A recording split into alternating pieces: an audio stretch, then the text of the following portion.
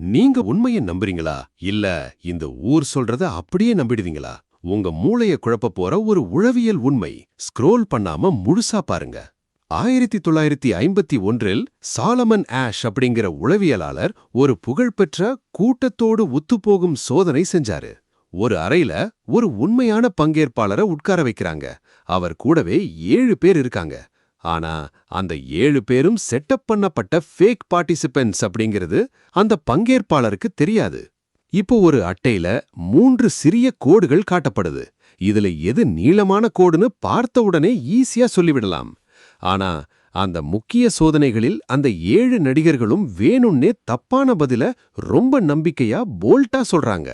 ஆச்சரியம் என்னன்னா 75% மக்கள் கண்களுக்கு சரியான விடை தெரிஞ்சும் கூட்டத்தோட சேர்ந்து தப்பான விடையையே சொன்னாங்க. இதுக்கு அறிவியல்ல 2 காரணங்கள் இருக்கு. ஒன்னு சமூக அங்கீகார அழுத்தம்.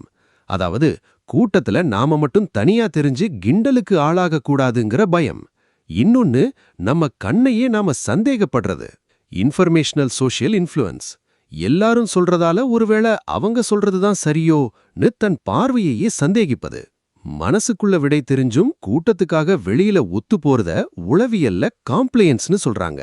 கூட்டத்தோட போகாம உண்மையின் பக்கம் தனித்து நிக்க தைரியம் வேணும்.